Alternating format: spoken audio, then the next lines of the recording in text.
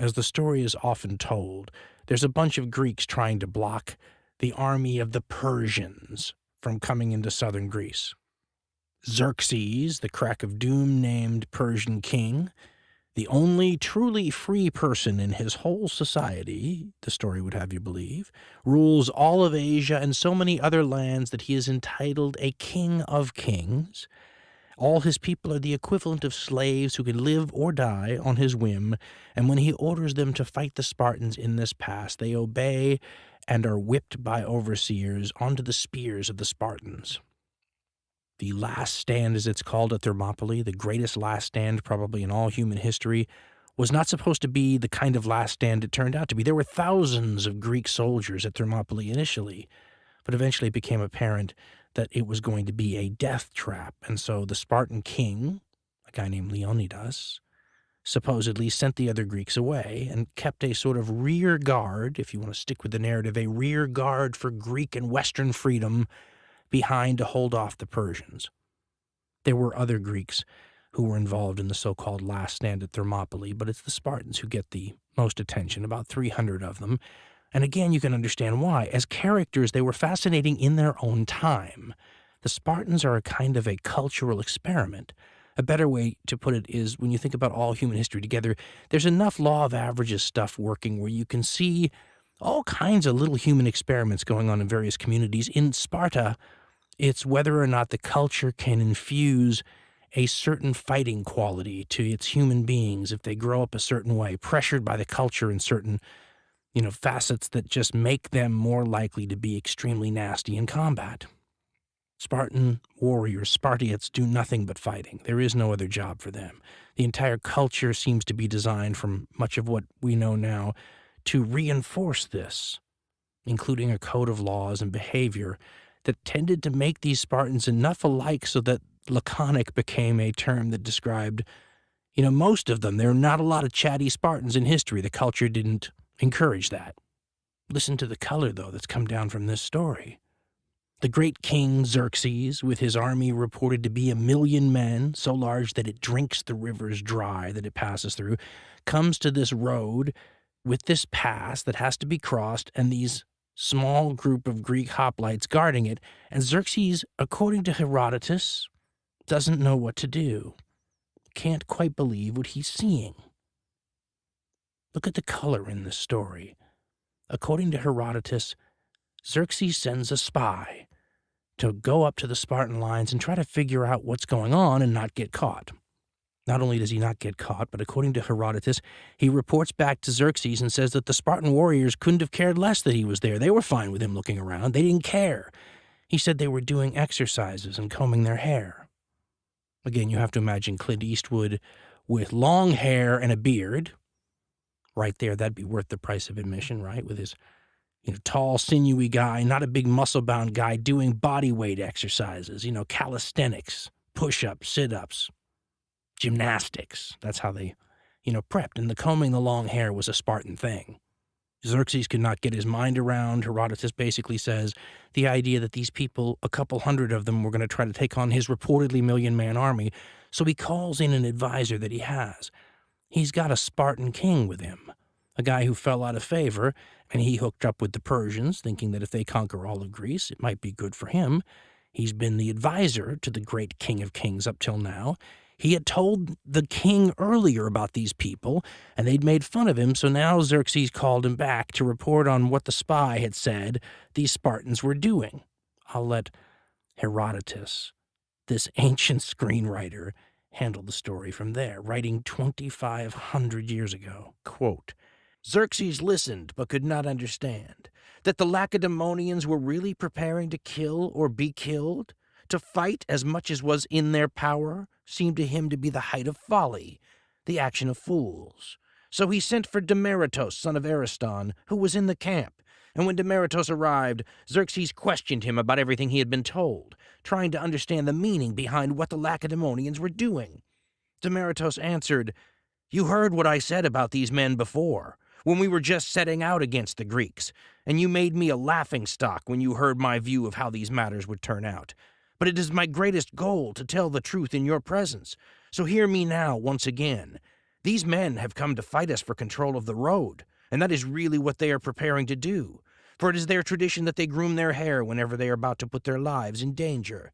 Now know this, if you subjugate these men, and those who have remained behind in Sparta, there is no other race of human beings that will be left to raise their hands against you, for you are now attacking the most noble kingdom of all the Greeks, and the best of men.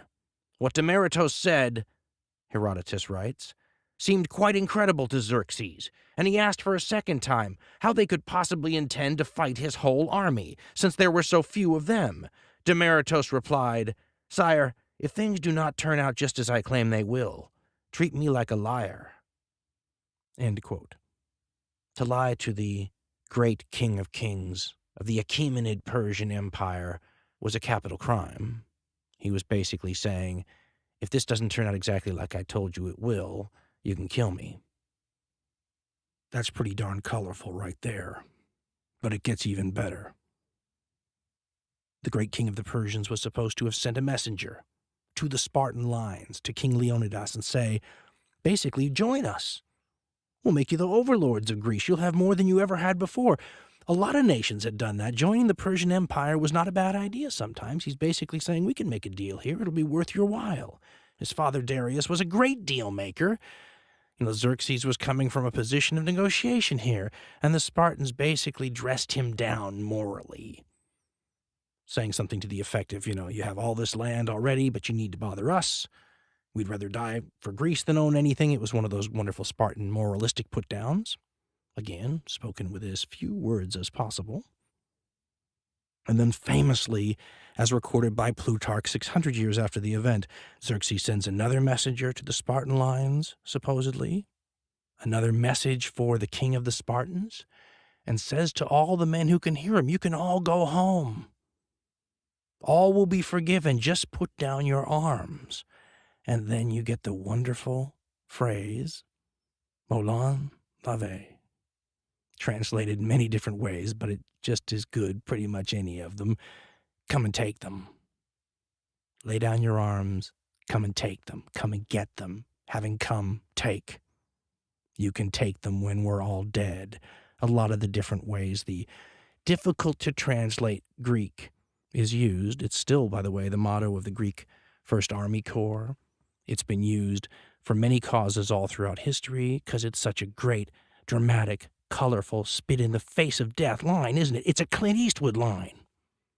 Do you feel lucky, punk? Come and take them. How do you not stand up in the theater and cheer when that moment hits? That's every screenwriter's dream, to have a scenario like that, and if it can be true, how wonderful is that?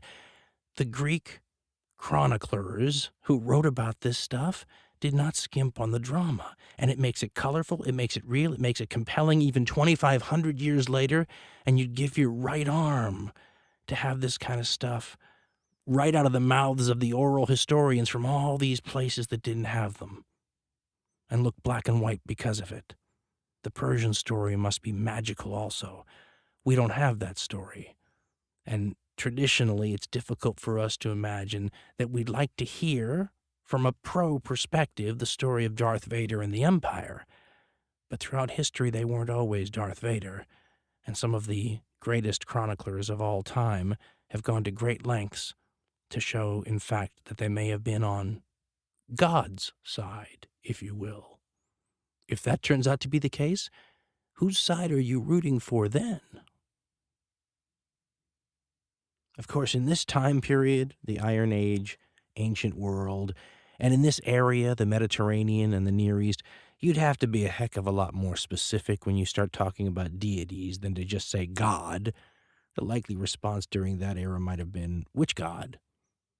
It was a wild and crazy time for religion in that part of the world, and they had a lot of different ones, and they ran the gamut from things you might understand today to wild and crazy and everything in between.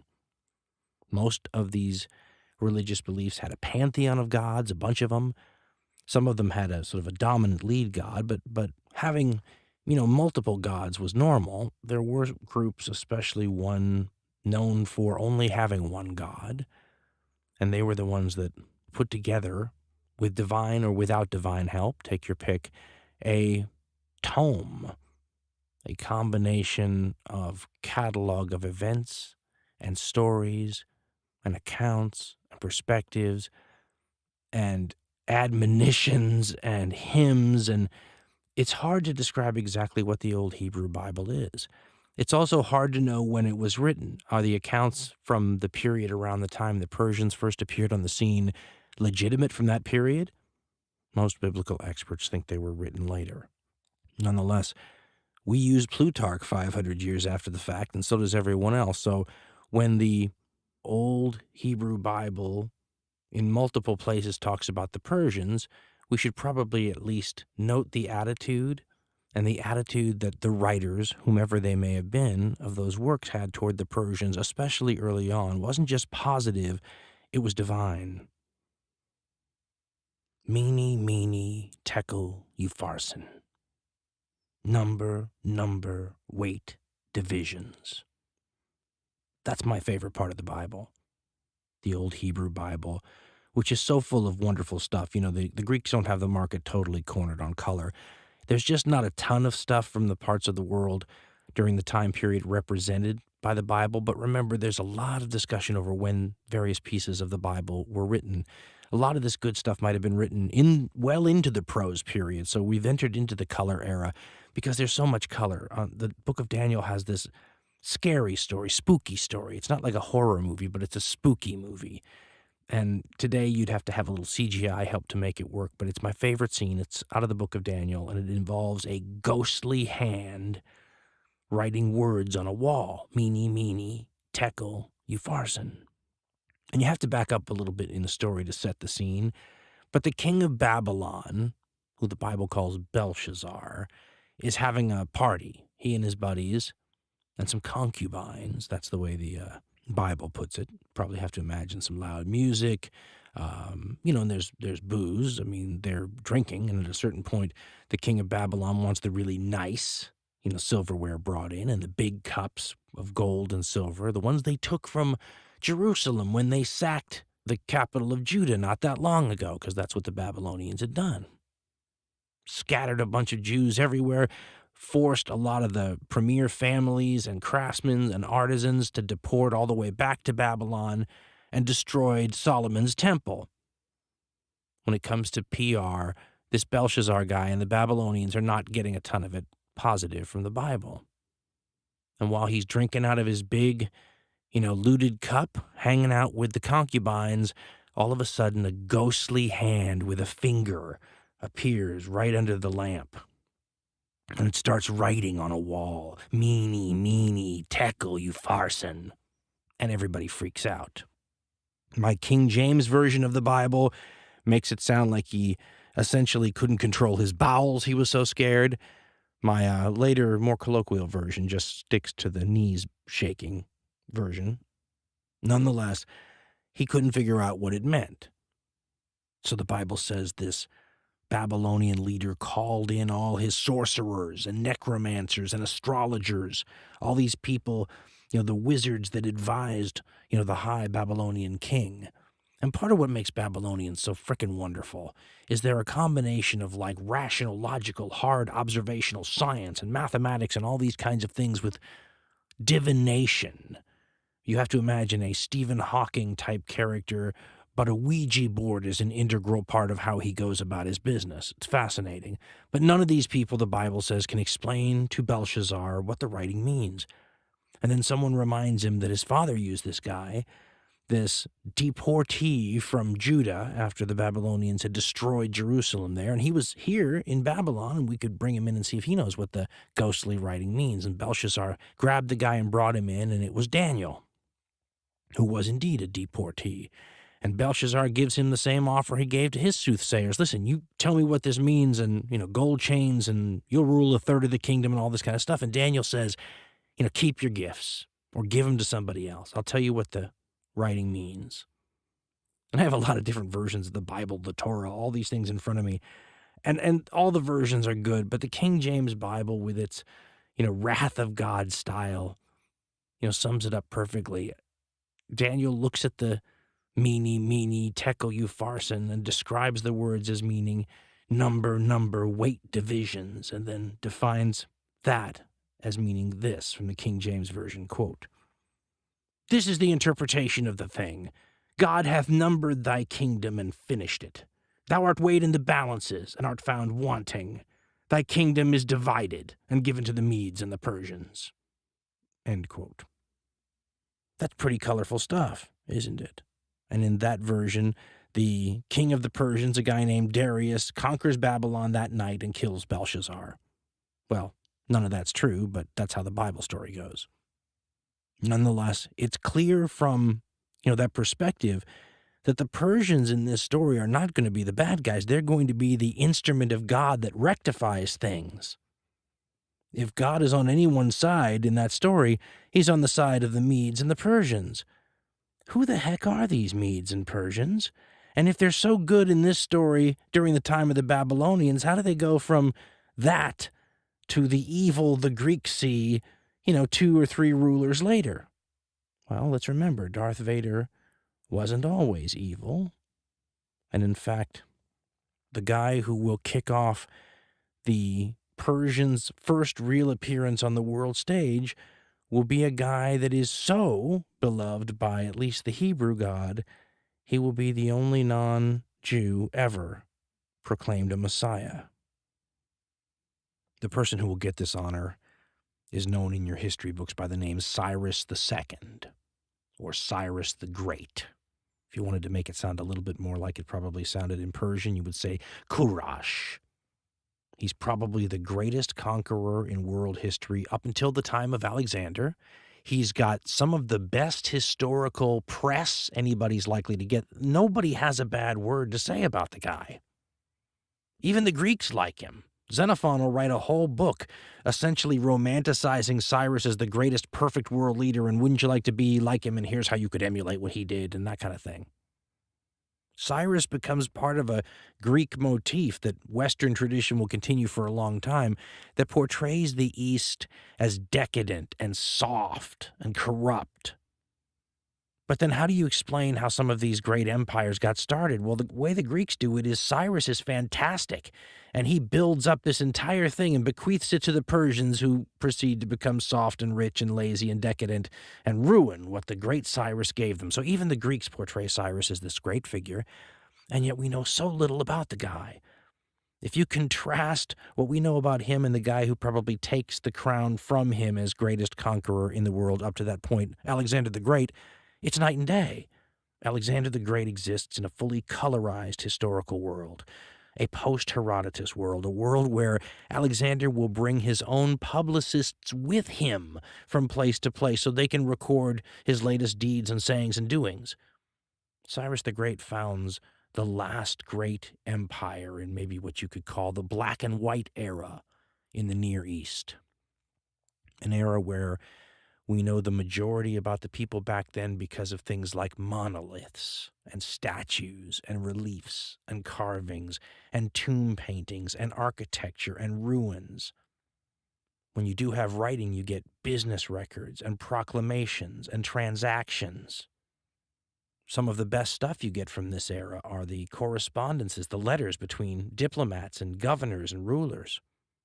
But what none of those people are doing is writing to amuse or entertain anybody. All of the writing from the black and white period of human history is colder.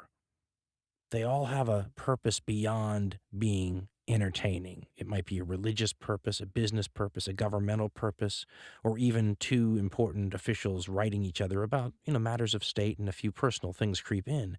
That's very different than writing something to be performed in front of a live audience for their entertainment and enjoyment.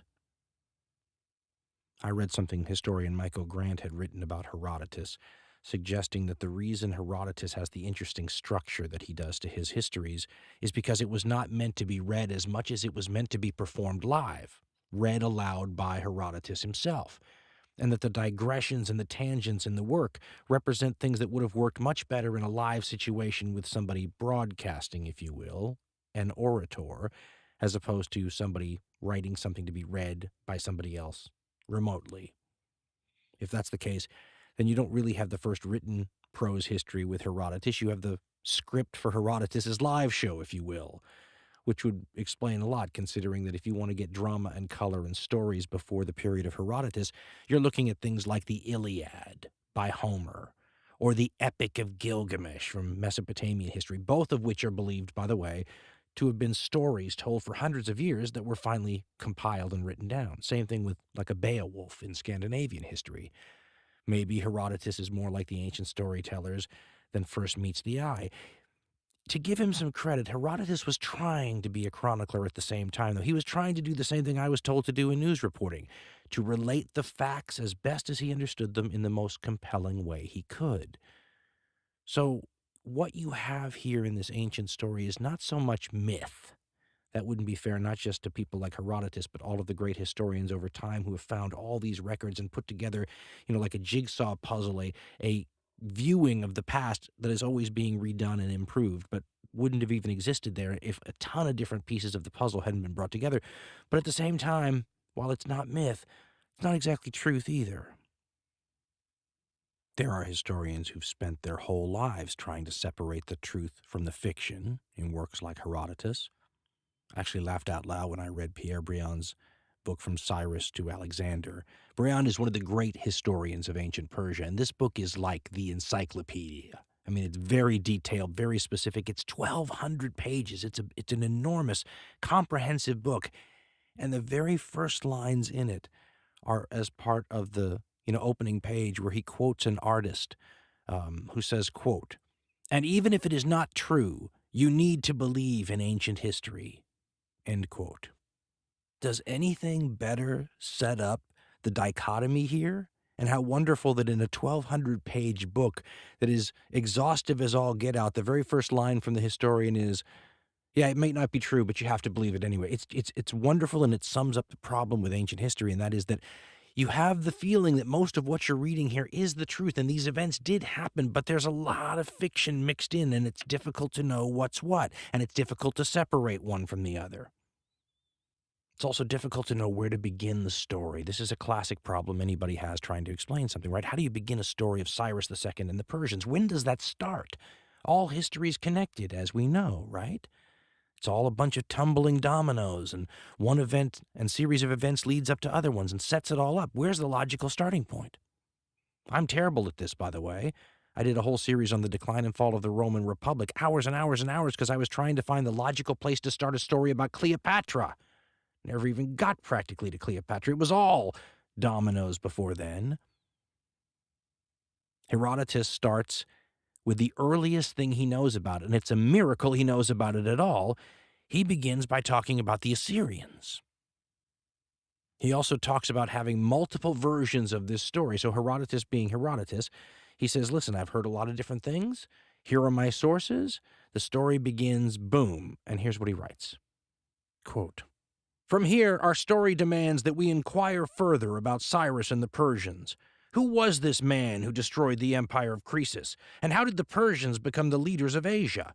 I shall write this account using as my sources certain Persians who do not intend to magnify the deeds of Cyrus, but rather to tell what really happened, although I know of 3 other ways in which the story of Cyrus is told." End quote. And then he begins the story using a phrase that should probably be preceded by a line like, "Once upon a time," quote, "the Assyrians ruled inland Asia for 520 years, and the Medes were the first to revolt from them. It would seem that they proved themselves to be truly courageous men by fighting the Assyrians for the cause of freedom, and they succeeded in casting off slavery and were liberated. Afterwards, the other ethnic groups freed themselves as the Medes had done." End quote. Well, the Medes need a little explaining. Just like at the biblical story of Belshazzar's feast when he said that the empire was going to be divided between the Medes and the Persians.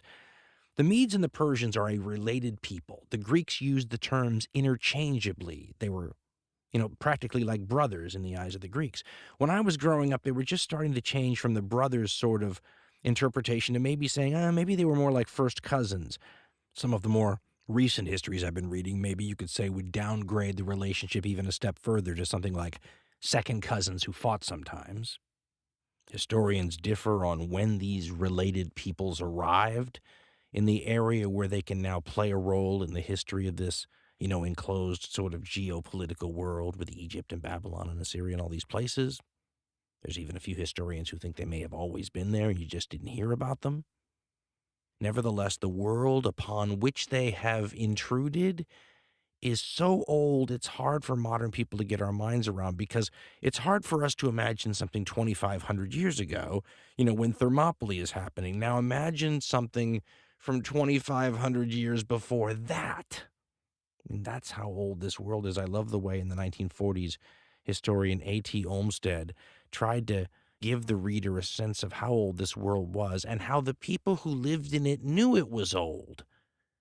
He starts by talking about Cyrus II, our Cyrus the Great person, after he takes over Babylon, trying to describe how old the world is that Babylon represents. And he says, quote, "When Cyrus entered Babylon in 539 BCE, the world was old. More significant, the world knew its antiquity. Its scholars had compiled long dynastic lists, and simple addition appeared to prove that kings whose monuments were still visible had ruled more than 4 millenniums before. Yet earlier were other monarchs, sons of gods, and so themselves demigods, whose reigns covered several generations of present-day short-lived men. Even these were preceded, the Egyptians believed, by the gods themselves, who held sway through long eons. Before the universal flood, the Babylonians placed 10 kings, the least of whom ruled 18,600 years, the greatest 43,200 years. Other peoples, he writes, knew this flood and told of monarchs, Nanicus of Iconium, for example, who reigned in pre-Diluvian times, meaning, the times before the biblical flood. He continues, the sacred history of the Jews extended through 4,000 years. Modest as were their figures when compared with those of Babylon or Egypt, they recorded that one pre-Diluvian patriarch almost reached the millennium mark before his death. Greek poets chanted a legendary history which was counted backward to the time when the genealogies of the heroes ascended to the god. Each people and nation, each former city-state, boasted of its own creation story, with its own local god as creator." End quote. He then goes on to diagram that in the 600s and 700s BCE, there were quite a few rulers in quite a few of these old countries that became archaeological buffs, where they would go back and pay for the excavation of earlier rulers that ruled 1,000, 1,500 years before them. And in Egypt may have dressed similarly. That's the continuity of the Egyptian fashion look. My favorite story that really gives you an idea of the antiquity of things and how the peoples of this region understood it and knew it in a way that you don't normally think about has to do with an archaeological excavation that happened in the late 1800s, early 1900s in modern-day Iran, in a city through much of the historical period that was called Susa. Susa is a very old city, ancient city. It will be important in the Persian period. It will be important after that period. For a very long time, a people called the Elamites resided in Susa, and it was in a strata where the Elamite period was that these archaeologists began to uncover some of the greatest treasures and antiquities in Near Eastern history, and they didn't belong there. They found, for example, the famous stele or stele, take your pick, of Hammurabi, something that is huge. I mean, it's a giant 7 foot tall or something heavy, big thing. And they find it there. What's it doing there? That should be in Babylon. Now, if you think the stele of Hammurabi is old, circa 1700s BCE or something like that, archaeologists then find something that's a good deal older than that.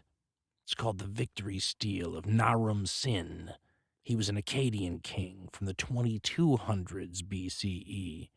So by the time they were making the stele of Hammurabi, the victory stele of Naram Sin was half a millennia old. There were other antiquities that they found too, all of them from elsewhere. They were the spoils, the loot, the stuff that the Elamites took back with them when they sacked Babylon. And in fact, you could tell because somehow all this stuff was on display, and below the original inscriptions in the original language explaining what this was, was an Elamite inscription explaining when it was taken from the Babylonians as loot and spoils, and as a piece of memorabilia commemorating a great victory. I keep imagining a bunch of trophies in like a college or university or school trophy case, commemorating the victories over the eras over your school rivals. The oaken bucket, the apple cup, the steel of Hammurabi, that kind of thing. And by the way, it wasn't just, cultural artifacts that were taken. In the famous Elamite invasion that happened in the 1100s, they took the god of Babylon with them. They took Marduk with them, the statue that represented the god. And this is one of my favorite things about ancient history, is this idea sometimes that these statues that represented the gods were somehow connected to the god, him or herself. And sometimes were. I mean, there were some beliefs that they were the gods. And so you'll see, for example, the Assyrians in a lot of their stone reliefs when they're showing the conquest of some civilization or city, they've got the god that their soldiers are carrying away along with all of the loot. And it's kind of symbolic when you think about it. It's a sign. Our God's stronger than your God. After all, we've got your God. And in a lot of these Near Eastern civilizations, the historians wrote that you can't reestablish some of these cities until the god is returned. So in other words, when Babylon gets sacked and the god is taken away, they can't do a big rebuilding thing until the god is brought back. We got your God. I mean, talk about rubbing your nose in a defeat there. I mean, I was trying to think about what the equivalent would be in the modern world. Certainly, if somebody took over the United States, if the Elamites had done it, they would have the Statue of Liberty in their little museum there with a little notation underneath, taken from New York City after we crushed the Americans. I love the Elamites and would love to know more about them. They're one of those peoples that just not a lot is known. What you can say for sure is that they are the great, long-standing urban power in what's now modern-day Iran for thousands of years. The big contemporaries and the big power from that region that rival the Babylons and the Assyrians and the Egypts. There's usually a power in the north, too, north of Assyria, but that changes. It could be Mitanni, it could be the Hittites, it could be Urartu. Nonetheless, you have a relatively stable geopolitical balance going on for a long time, even through the ups and downs. And then that world begins to be consciously destroyed. And that opens up the door to an instability where, anything can happen. And shocking things did. It starts with the absolute skyrocketing by historical standards of the military dominance of the Assyrians. Now, you may be thinking we were just talking about the Medes a minute ago, and now we've shifted over to the Assyrians, and what does one have to do with the other? But it's their paths crossing that sort of set up the stage for the next period in Western Asian history. The Medes will turn out to be one of a couple of Davids in this story who will take down Goliath. In order to understand what a big deal that is, you need to understand, how big of a deal Goliath was. In this story, the Assyrians are Goliath. And they were transformed in the 700s BCE from one of the great powers, sometimes the greatest of the great powers, sometimes not, into the regional superpower. And as far as these people were concerned, the region was the entire world. And this quickly growing, absolutely devastating new empire in terms of its military abilities would have been the ones fighting the Greeks. And the Spartans at Thermopylae, had the Medes and their allies not been able to take down this Goliath. And I got news for you. I don't think the Neo-Assyrian armies at their height would have beaten Alexander the Great and his Macedonians. I'm not sure, but I don't think. But I think they'd crush the ancient Greeks of Athens and Sparta. And so maybe if the pass at Thermopylae and the Greco-Persian Wars really was a war for Western civilization, we should be thankful that there were people like the Medes to take down the people who I think would have been the odds-on favorite in any Vegas betting pool to take down the ancient Greeks in 480 BCE. They weren't around in 480 BCE, in part because of these people, the Medes, who in the 700s, when this story really heats up and gets strange, were a people on the periphery of the known universe at the time. To the Assyrians, the Medes are sort of the eastern edge of the known galaxy.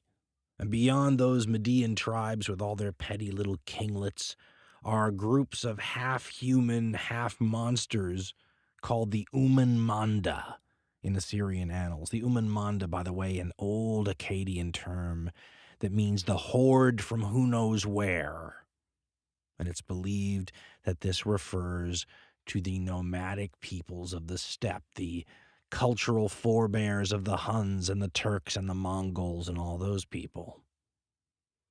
In fact, the Medes and the Persians were supposed to be able to speak to the Manda without the use of translators.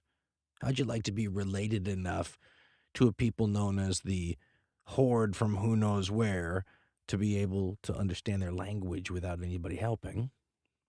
Nonetheless, it's in this period, right around 750 BCE, where you get a sort of an unusual happening in ancient history where a lot seems to happen in a relatively short period of time.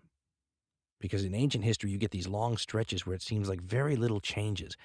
In 745 BCE, with the arrival of a new Assyrian king, a guy named Tiglath-Pileser III, Assyria begins to go on this sprint, maybe you could call it a historical sprint, that will last until about 615, 612 BCE, and will be like, maybe you could say, the last burst of rocket fuel of that historical era, of that ancient world, about to give way to the era of the Greeks and classical antiquity and all that kind of stuff, and rockets it to the heights where the Assyrian army, for example, in, say, 700 BCE, are the equivalent of like the Roman Empire's armies at their height for their era.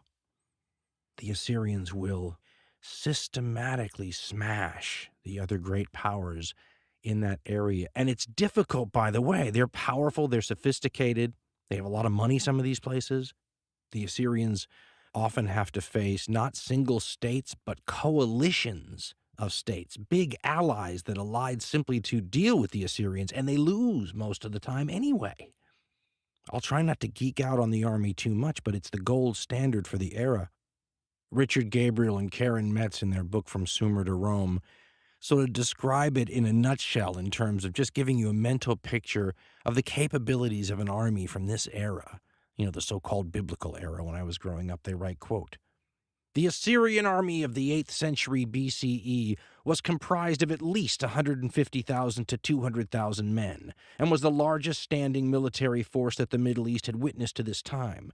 An Assyrian combat field army numbered approximately 50,000 men, with various mixes of infantry, chariots, and cavalry. In modern times, the size of an Assyrian field army was equal to 5 modern heavy American divisions, or almost 8 Soviet field divisions. When arrayed for battle, the army took up an area of 2,500 yards across and 100 yards deep. The Assyrian army was also the first army to be entirely equipped with iron weapons." End quote. Boy, doesn't that Soviet reference date me. Nonetheless, you get an idea that we're talking about armies that were exponentially larger than in the recent past. In the Bronze Age, Naram Sin was putting like 6,000 guys into the field and thinking he had a lot of men. The Assyrians have multiple divisions of 50,000 each. They will smash the power of the mountain state of Urartu at one point during this period. That's where modern Armenia is. They will several times have to deal with Babylon, another one of their great kings. Sennacherib takes care of that, and then they just have to do it again and again. Babylon is the thorn in the side perpetually of Assyria.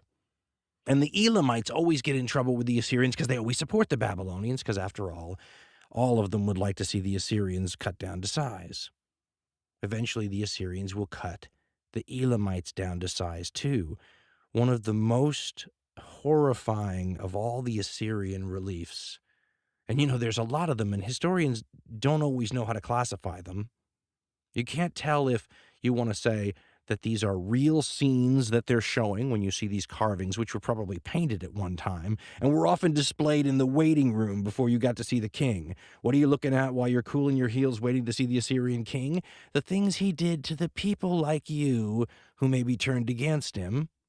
Sometimes historians think that they're taking a sadistic, sort of cruel love in this. Sometimes it's meant to be terrifying and they enjoy that, Saddam Hussein style. Sometimes they think of it as a convention. In the same way the Egyptians always seem to show them, wearing certain kinds of clothing, whether or not they did anymore. It was an artistic convention. Showing people getting their heads lopped off is just, if you go to Assyria, you expect to see the Assyrian things. That kind of deal. That's who we are. It's a staple. Nonetheless, one of my favorite Assyrian reliefs shows the aftermath of the era where the Assyrians finally decided to deal with the ongoing Elamite problem. It shows the Assyrian king Ashurbanipal reclining on one of those wonderful Oriental, Near Eastern, kinds of things that they used to lay down on, like a couch, where they would have somebody feed you grapes or something, and he's sitting there drinking wine or eating food in a luxurially relaxing sort of pace in a garden with little palm trees, if I recall it correctly, and there's a woman there with him, and you get the feeling like he and that woman are together. And then right over nearby, up on the side of a wall or a post or a pillar, is a head. The head of the Elamite king, pickled or otherwise. And that woman, who you think maybe is Ashurbanipal's wife or maybe a royal concubine, some historians think is the wife of that Elamite, she having to be there with the person who killed him and have him looking on, bodiless the whole time. The Assyrians just had this wonderful historical reputation for something that, once again, is cinematic. Now, it's not color. It's not like Herodotus and all that. We don't have it in color, but it's a really scary black and white horror film if you're on the receiving end of Assyrian violence.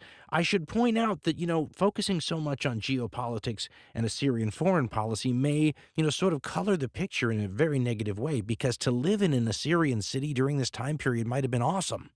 It might have been the height of civilization. It was a society that was in some respects one of the most literate in all time periods. It was wealthy. It was cultured.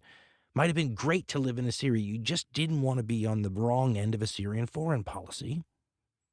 And from about 745 BCE to about the, early 600s, a lot of people were.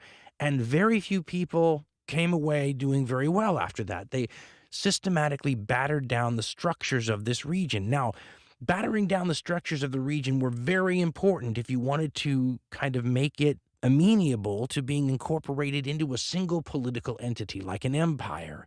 Everybody's individualistic nature had to be curtailed somewhat.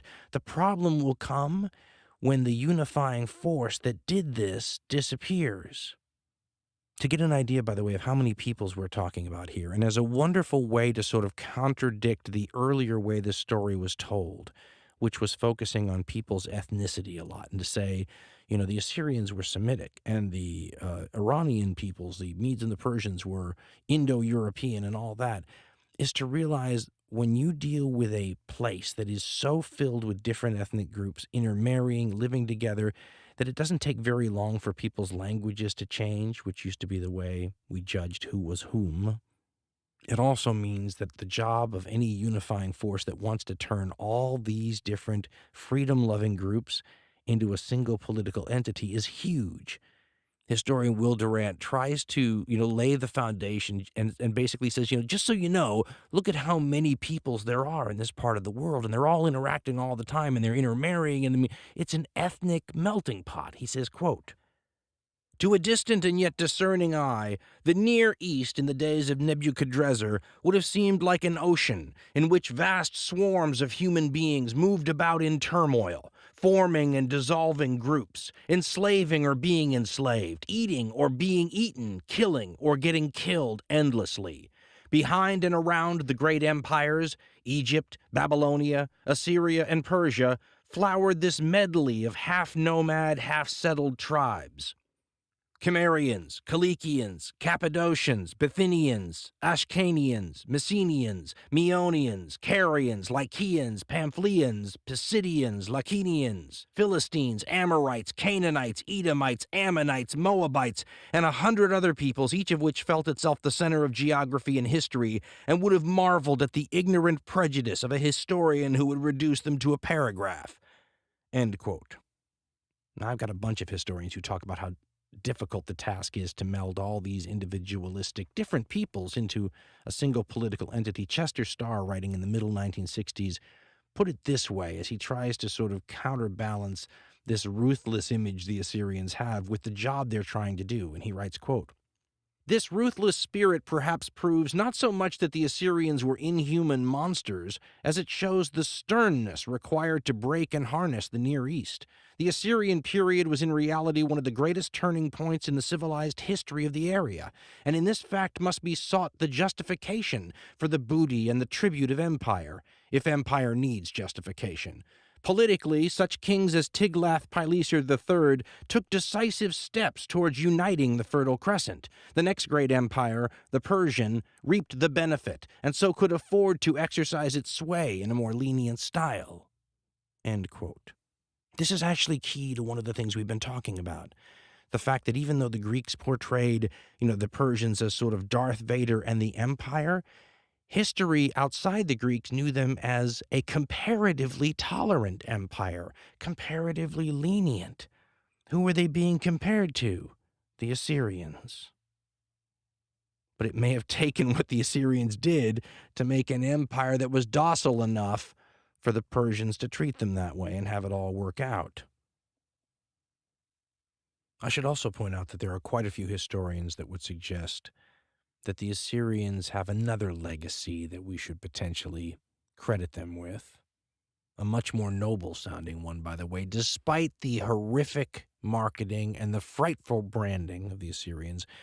Perhaps you might look at them during this time period, depending on your viewpoint, in more of a Captain America-style role, fending off the hordes of barbarism from swamping the civilized world with their murder and robbery.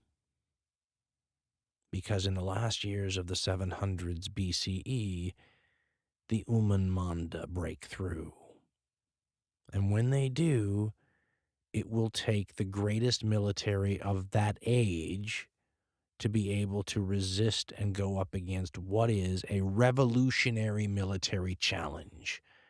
The first peoples in history, probably, who had to try to figure out how you defeat an army where everyone in the army is mounted on horseback. Now, our modern era is so different than how the dynamics of warfare worked for most of human history that it's sometimes we have to reintroduce the more obvious things to sort of click a light bulb on in your head and remind you, oh yeah, we're talking about something this basic. For example, I love these military revolution periods. Can you imagine what it must have been like when the first chariots attacked the first, settled civilizations out there?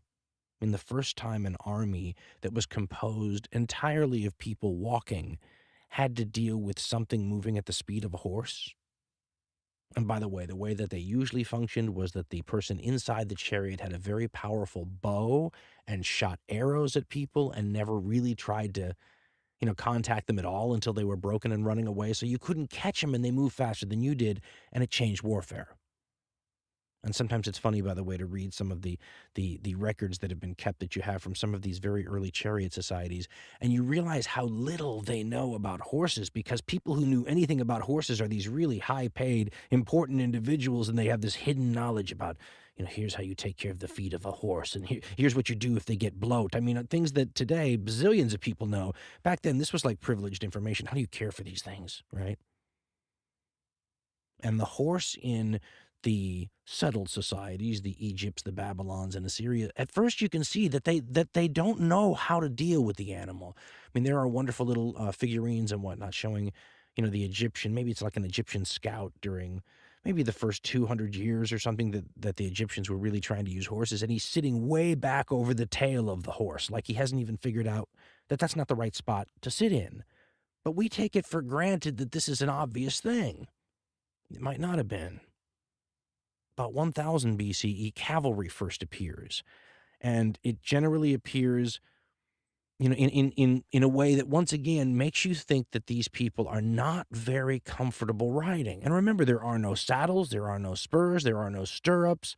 I mean, there's a lot of knack to knowing what you're doing here.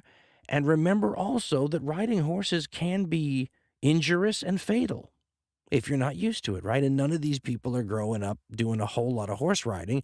And about 900 BCE, you can see carvings showing Assyrian cavalry, which is probably, if you think about it, cutting edge for the time period for the settled civilizations.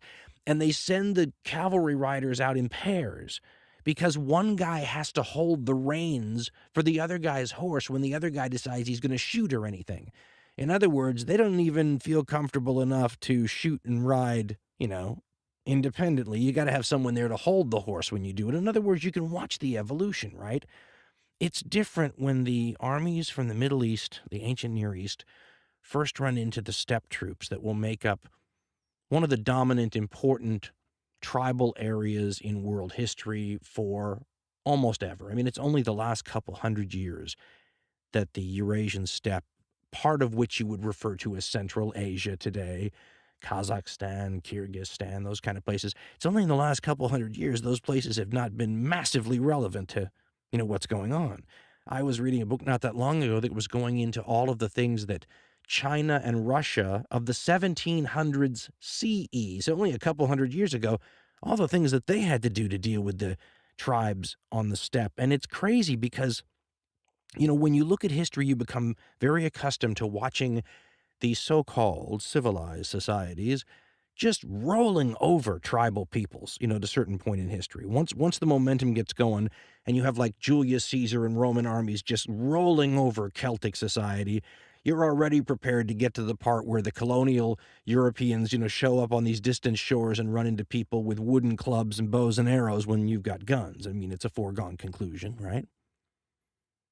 But you look at the steppe and you see the one place in history where, for a number of different reasons, the odds are much more equal between settled and tribal peoples. First of all, it's likely that the odds in terms of fighting power, in terms of manpower, was probably pretty close. The settled societies had a lot more people, but a lot of them weren't fighters. The tribal societies usually had most of their male people as fighters, and some females, by the way. The weapons technology was probably comparable. The bows used by the steppe people are famously some of the best ever made, but there would have been other things that the so-called settled societies had in their favor, so probably a wash there. But imagine the Native Americans with a rough parity in fighting men and a rough parity in weapons technology. What would the Native Americans have done to the settlers then? Who knows, but at least it's a fair fight. Add to that the geographic conditions and the distance, right? This is a harsh environment, the steppe, sometimes if you're not adapted to it, and it's a long way from point A to point B no matter where you're going. And you had a part of the world that was protected by steppe peoples for millennia, where they maintained their way of life and were, shall we say, relevant? Relevant is a good non-bias in any direction word, relevant to the societies and world powers around them. And we've known them forever, right? We've seen wave after wave of these people come forward, from the Magyars to the Turks to the Huns to the Mongols. This is the first period in recorded history where these people break through, and someone's there to record it. There's always been a historical school of thought that chariot invasions from Central Asia long before this period represent earlier versions of these kinds of invasions, but this is the first one recorded where you get to see the kinds of steppe armies you will expect for the next 2,000 years, mounted on horseback, with people who are, as we said about the Spartans, that they were sort of a laboratory experiment to see if a culture could create a super soldier. The steppe societies are a kind of a laboratory experiment too. If you put people on horseback from the time when they're toddlers and put a bow in their hand from not much later and have them ride all the time and do everything on horseback and use those bows continually and develop tactics where they never really come into contact with peoples they don't want to come in, I mean, what do you end up with? And the answer is you end up with a weapon system that was so effective that even after guns were developed, modern societies were having a tough time, pardon the pun, corralling these people, even up until relatively modern times.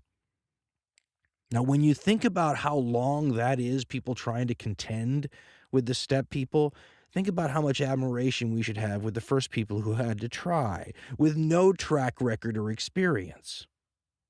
the Assyrians would develop a kind of a broad policy of dealing with these tribal steppe people that resembles what very sophisticated people who dealt with them for a very long time came up with. The Chinese and the Byzantines, for example, would use a mix of diplomacy, intermarriage, warfare, and keeping the tribes divided and fighting amongst themselves.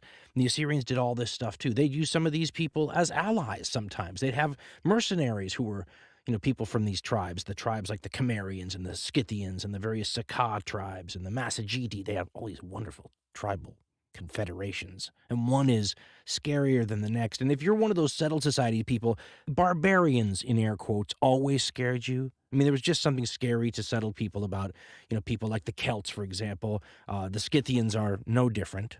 The various steppe peoples are no different. Their headhunters, for example, famously will drink from the skulls of their dead enemies, make cups out of them. And if you want to see how the wonderful continuity of steppe culture sometimes go, they were doing this in ancient times, and they were doing this up until relatively, Mongol-type history. The drinking cup skull thing was a perennial favorite. But that's just a cultural thing, right? I mean, the Assyrians are hanging enemies' heads on walls so that they can watch their, wife have relations with the Assyrian king who killed them. I mean, everybody's got their thing, right? At the same time, these people are scary. They're effective. They are entirely mounted, which means they have amazing challenges to the militaries of the day. Because remember, you move at the speed of your slowest person. If you have an entire army mounted, the entire army moves at the speed of a horse. These are huge challenges, and the Assyrians managed to ward off the worst of the attacks. And in a sense, you could make a case that they protected this entire area of civilization from marauding scary peoples who were not going to leave it intact. And you know this because there were several invasions that did break through. There's a horde of Scythians that will rape and pillage all the way down to Egypt before the Egyptians either buy them off or militarily turn them back, and they go bouncing around the region like a snooker ball. The fact that in a lot of these steppe armies, every single person was mounted was also revolutionary and huge. I mean, the armies of the day, if you were lucky, had 15 or 20% of their force mounted, sometimes quite a bit less. You still move at the speed of your slowest troops, though. If you don't, if you break the cavalry off so you can operate independently, you'll have a nice small group of cavalry that gets overwhelmed by an entirely mounted force. So nonetheless, an army with infantry moves at the speed of infantry. These armies that the settled societies in this geopolitical realm and China are trying to deal with move at the speed of a horse, strategically on the map. That's a devastating thing to try to counter. The fact that the Assyrians could is a testimony to how great the greatest military the world had ever seen was, and how well led.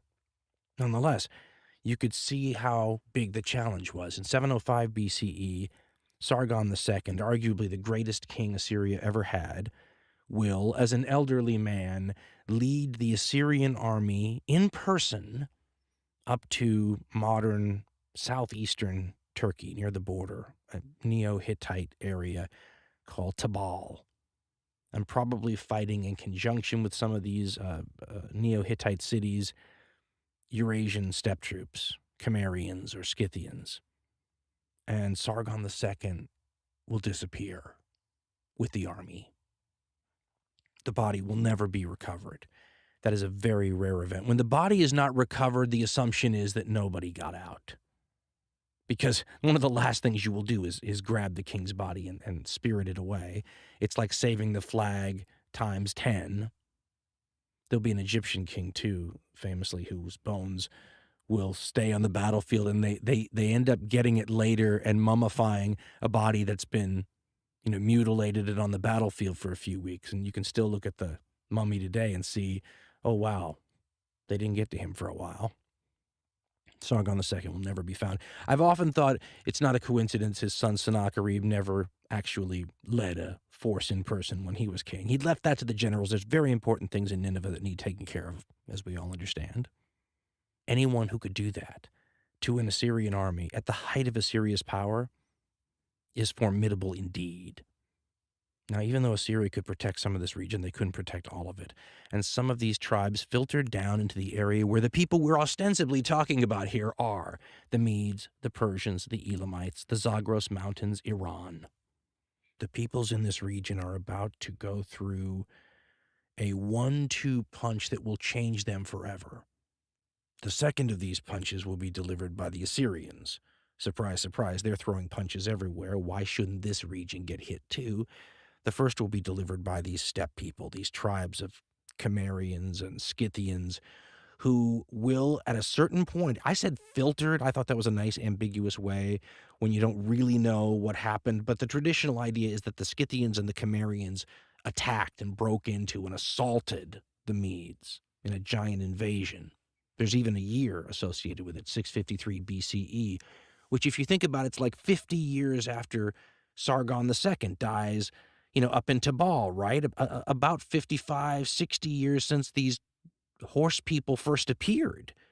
And they're still managing to totally disrupt, huge areas of this geopolitical ecosystem. I'm going to use that word from now on. We all know what I mean, right? Filtered is a good word, though, because it also allows room for a theory where warfare sort of doesn't dominate the reasoning behind why all of a sudden all these Central Asian tribes moved into this part of Iran. One of the things that's really changed since I first started studying this story is the concept that historians have about who these Medeans were and what kind of state they had. When I was growing up, the history has all made it sound like the Medes were like the Babylonians, and the Assyrians by this time, a centralized state with cities and governance and bureaucracies and all that. Historians today, and I'm not one, I just read the best, they make it sound much more like the current state of theory is that these Medes are much more tribal than we had previously assumed. And if so, might not be that much different than these Scythians and Cimmerians coming into their area. This could be much more like a tribal relationship. What did we say the Medes and the Persians were? Second cousins who fought sometimes? These steppe peoples are like third cousins who fight a lot. Remember, they could allegedly speak to each other without the use of a translator.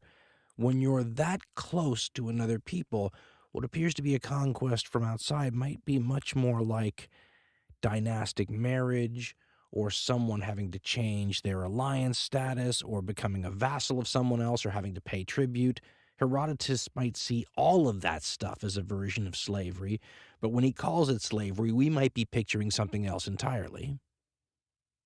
Herodotus says that the domination of the Medes lasts 28 years. And an interesting little, tidbit that might confirm what he says is during that time period, the Assyrians and the Babylonians, who keep records and who know and mention the Medes from time to time, start calling everyone who lives in that whole region the Uman Manda. And Risa Sargami, among others, suggest that this might mean that the entire area has just been sort of overwhelmed and that you can't tell one tribe from another without a scorecard. Herodotus, if you want to go with this, tells one of his really fun stories, if you're like me, about how the Medes eventually threw off the nomadic yoke, that was oppressing them. And he tells a story about how they invited the Scythian leaders to a banquet and then got them all drunk. And then when they were all so inebriated they could hardly stand, they went in and killed them all. I guess you could call that, decapitating the enemy leadership, literally.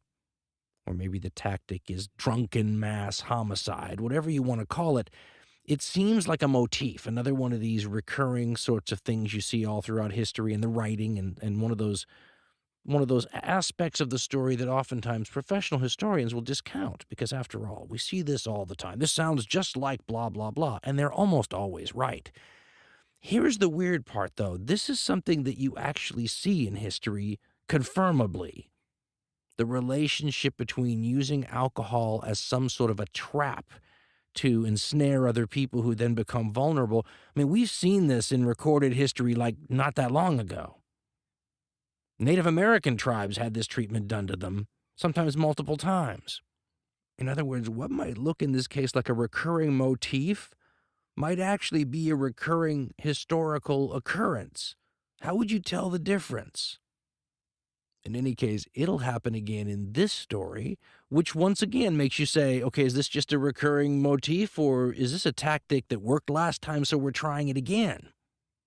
Nonetheless, somehow, the Medes regain, freedom of action from these people who are then thrown out, leaving behind another wonderful ethnic strain of the Central Asian bloodline that will run through Iran over the ages and that will be added to with new blood, sometimes tragically from time to time.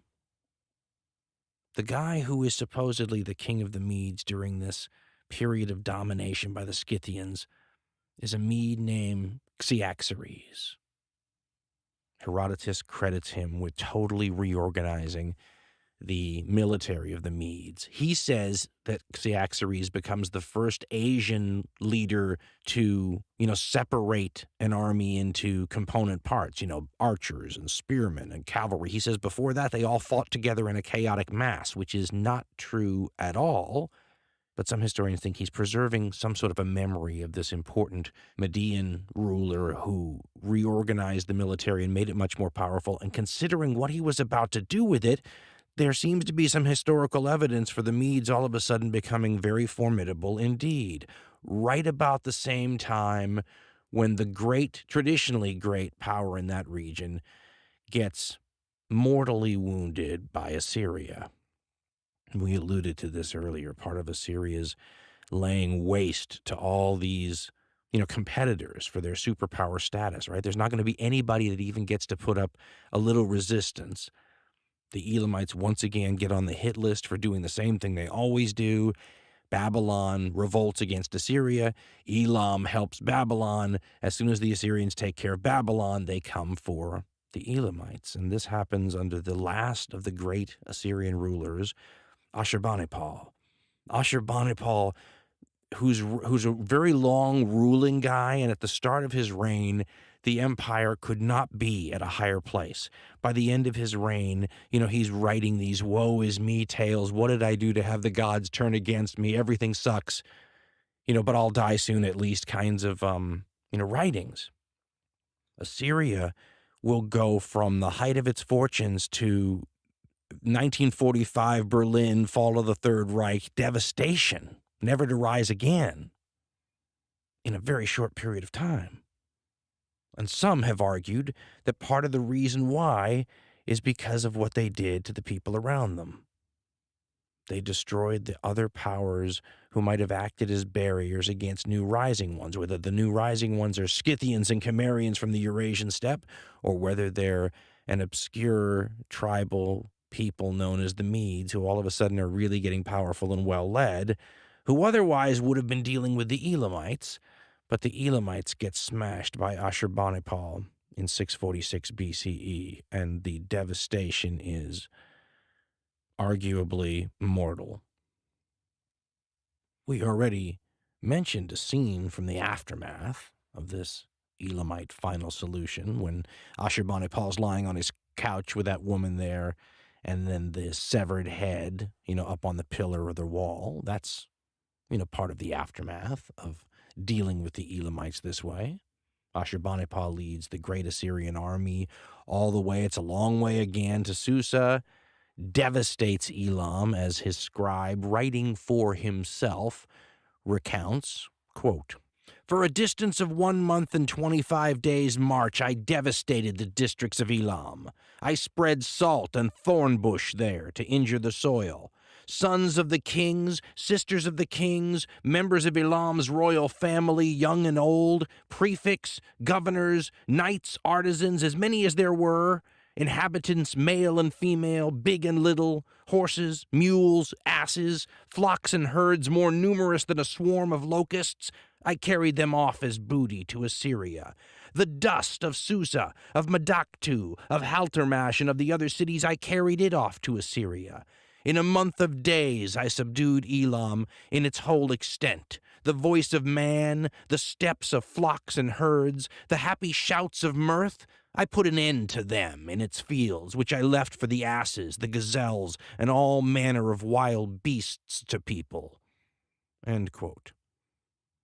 The Assyrians were thorough. They even removed the bones of the old, going back to ancient times, Elamite rulers from their tombs and took them back to Assyria with the loot. Historian A.T. Olmsted says they put them in particularly awful spots so that they would get no rest ever again, laying in a foreign land and paying an eternal price for their enmity to Assyria that may have happened in the deep, misty eras of the past.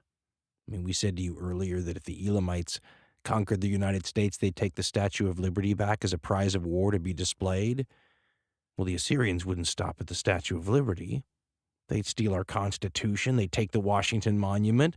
They'd snuff out the flame at John F. Kennedy's grave and take the bones with them. The Assyrians were sort of setting the bar for this region. People like the Babylonians who come afterwards will be just as brutal, like they're trying to imitate whatever the standard of the day is. But the standard of the day is, even today, I mean, try making a movie out of it. It's going to be a cable one for sure. I mean, the story Olmsted tells of the parade, is that a good word? When Ashurbanipal and his army arrive back home in Nineveh, displaying the loot and the prisoners and meting out punishment, by the way, to all and sundry, is frightful. First of all, the head of that Elamite ruler that will be sitting up on Ashurbanipal's wall or what have you, was transported from Susa on foot around the neck of the Elamite general. Imagine how freaky that would have been to live through, who did the walk in chains, supposedly. And then the various generals are brought out and punished, and there's a psychological twist to Assyrian punishment, by the way, that is part of kind of what the Persians will sort of do away with. Here's what A.T. Olmsted writes, and I'm going to try my best at some of the pronunciations of these Mesopotamian names. They are wonderful. He writes, quote, Ashurbanipal was about to leave Arbela for Nineveh, and the severed head of the Elamite ruler was entrusted to his general, Danunu's neck, for transport. As the musicians led the ghastly procession into Nineveh, the terrible sight crazed Hamundara and Nabu Damik, the ambassadors who had received their commissions from the dead monarch. One tore his beard, the other thrust his girdle sword into his bosom. Aplia, son of Nabu Ushallam and grandson of the famous Merodach Baladan, was extradited from Elam. Manu Kiahi, Danunu, and Nabu Ushallam, the Gambulu chieftains, had spoken blasphemy against the Assyrian gods, and for this crime they had their tongues pulled out by the roots and were skinned alive. The horrible scene is represented on one of the reliefs, although, strangely enough, Olmsted writes, the names have never been filled in the blanks left for the purpose. Danunu was placed on the rack and slaughtered like a lamb. His brothers Samgunu and Aplia were slain, and their flesh distributed among the surrounding lands. Nabu Naid and Belatir, sons of Nabu Shumarish, were forced to crush the bones of their father, and the head of the Elamite king found its final resting place over the gate which led to Ashur. End quote. Ashur being a primary Assyrian city. The forcing the sons to crush the bones of the father is one of those really psychologically horrible things. And you'll see this in other occasions. The Babylonian king, for example, who supposedly once he took Jerusalem, took the ruler, the king, and forced him to watch the slaughtering of his two young sons in front of his eyes, and then had his eyes put out so that the last thing he saw was that. I mean, those are the extra little cruelties that just seem calculated to subdue somebody's will to resist, but you could easily see how it might have the opposite effect. You could see how a people coming after this time might be able to make all sorts of political hay, selling themselves as the alternative to this kind of cruelty. And you can also see why, when Assyria fell, there were not a lot of tears cried for what was gone. In fact, even the biblical prophets are rejoicing. As I was trying to come up with some sort of analogy to try to define the stakes here with what's about to happen, all I could think of in my uncreative mind was the idea of the United States over the next 5 or so years. Somehow, with jaw-dropping, astonishing events, fell apart or imploded. broke into some kind of a civil war, ended up getting involved in maybe a foreign war at the same time. I mean, you never know how these things are going to turn. Remember how you felt if you were old enough to remember what the 9/11 attacks looked like on live television while you watched them? There's almost nothing positive that comes out of something like that. But one of the few things that was, in my mind, was as you watched it, you were reminded that the most astonishing things not only can happen, but will happen. They're like earthquakes. You know there's going to be a big one, you just don't know when. You know there's going to be some massive jaw-dropping historical event in the future. You just don't know the date ahead of time, like on 9/11. But when you watch that happening, that astonishment is how mankind has felt over and over and over again. As you look back on it, there's about to be an astonishing moment in this story. It's not really a moment.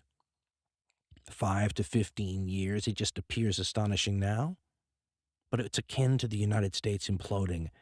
Really, I think it's more than the Soviet Union falling, but a little less than the modern United States going away. Nonetheless, if the United States did go away in the next 5 years, what does the international situation look like then? I mean, what world instantly springs up to replace such an important cog, and how does that go? This is actually the world that is going to exist as soon as this story that must be, one of the great events in all human history, but we don't know because we don't have a Herodotus there to give it, even with a bunch of lies and exaggerations and untruths that may have filtered in over the hundreds of years. We don't have his version or anyone like him to explain it to us. We lack the color. Herodotus, by the way, promised he was going to tell this story in one part of his histories and then never did, or it didn't come down to us or something. You have a few terse Babylonian sources, and that's it. In fact, the stuff you thought you could count on, like those wonderful Assyrian, pronouncements by the King of Kings, I went in there, I planted thorn bushes, I killed everybody, that ends in like 639 BCE, ominously and mysteriously, all of a sudden. What the heck's going on? I love the different ways that historians try to describe this, too. One historian says it was unclear what was happening. Author Mark Healy explained the importance, though, of this period's silence, because he says, quote, "And it is in the silence of those years that is written the fate of the Assyrian Empire," end quote. So the important stuff is happening. We just don't know much of what it is. Open to interpretation is how another historian put it. But here's what basically goes on. Ashurbanipal's reign, at the end, you start to see things fraying. You begin to see places that were under Assyria's control on the margins break free. A lot of historians think that it's rather telling that all of a sudden you can have these Scythian tribes riding roughshod now in areas where the Assyrians used to keep them out. It must mean that they can't. While no one is really paying a lot of attention, the Medes are beginning to fuse, sort of, and it's unclear how they did this with the Elamite civilization. Could have been peaceful, could have been warlike, could have been diplomatic marriage, but it's making both civilizations stronger. And Ashurbanipal dies, and his sons go to war with each other. Now, this is not uncommon in Assyrian royal succession, but this is coming at a particularly bad time because all of a sudden the Babylonians are resurgent again. They've got a new dynasty. They've got an army that is modeled. It's a not as effective copy of the Assyrians. The Assyrians copy the Babylonian civilization not quite as well as the Babylonian original, and the Babylonians copy the Assyrian military, though it's not quite up to the original's standards either. But when you've been fighting one half of your army against the other, which is what the Assyrians were doing in a civil war, that's why they're so ruinous. You have outside powers starting to loom over you, and what do you do with your army? You divide it in half and fight it against each other. Worst possible thing that could happen. And then the Babylonians, starting in about 616, start sending out an army, taking some of these border cities between Assyria and Babylon. And then the war heats up a little bit, and they're fighting back and forth, and the Assyrian army seems to be a shadow of its former self. But you could see how strong it still is because they're holding their own against these Babylonians, pushing them back sometimes, chasing them back sometimes. But it's all they can handle. And then in like 615 BCE, the Medes jump in from the east and the north. They start taking cities in the east. The next year, the Medes come forward under their king Cyaxares and advances on, one of the capitals, Nineveh. They can't take it because Nineveh is this massively fortified, probably the most fortified city west of China in this whole human history up to this point. I mean, just an incredible feat, a human marvel, and it pushes these Medes sideways. They just can't deal with it right now. But unfortunately for the Assyrians, if you can't go out there and defeat that Medean army, they can do whatever they want. So they go sack a nearby city that's not as well defended. It just happens to be Ashur, one of the great, once upon a time Assyrian capitals, vital, connected to their religion and their god and morale and everything else. It's a big deal. At the last minute, the Babylonians run up to be a part of it. This is a famous event. They don't want to allow the Medes to take this important city by themselves, be left out of the spoils, the reputation, everything, but they arrive too late with their army. The Medes have already sacked the place, maybe rushing the attempt so that they'd beat the Babylonians there. They treat it the way the Assyrians would have treated it, and it's a horrific event. The Babylonian king and the Medean king pledge their friendship to each other as Ashur burns in the background and the killing continues and the slaves are being dragged off. And all of a sudden, a weakened Assyria has Babylon and the Medes working together and advancing on Nineveh in 612 BCE. If this wasn't bad enough, at the last minute, allegedly, not everybody says this, but the standard belief is at the last minute, a horde of Scythians, rides in, the wild northern horsemen, and joins both the Medes and the Babylonians in this last assault upon this greatest of, West Asian military fortresses. And together they take it down. They had to fight 3 battles on the plains, supposedly, before they even got a chance to get near the walls, with this last old, aging, damaged lion of Assyria swatting them away and fighting well as long as they could. The Babylonian king, in the terse style, that those people wrote in, described what he did to what he calls the land of Subarum, which is their word for Assyria. And by the way, notice how he's couching this in terms of liberation from the, Assyrian yoke. The records say, quote, "I slaughtered the land of Subarum. I turned the hostile land into heaps and ruins. The Assyrian, who since distant days had ruled over all the peoples, and with his heavy yoke brought injury to the people of the land, his feet from Akkad I turned back. His yoke I threw off." End quote. And you have a basic problem when discussing events of the past like this.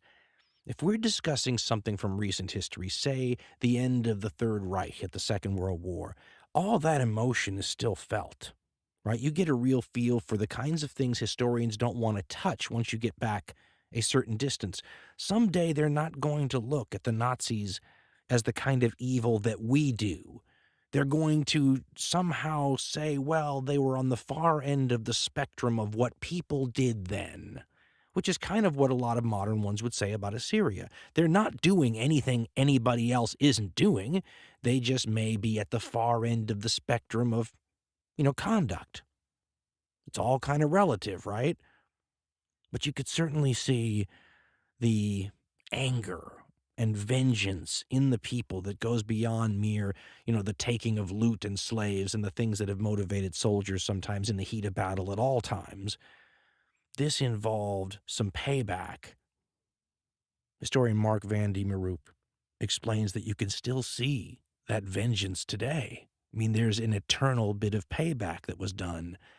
He writes, quote, "The conquerors set out to destroy the cities of Assyria, taking revenge for the humiliations they had suffered at Assyria's hands. On wall reliefs of kings Sennacherib and Ashurbanipal in Nineveh, for example, they identified the representations of the kings with the help of the inscriptions accompanying them and ritually destroyed them by cutting out the ears and eyes.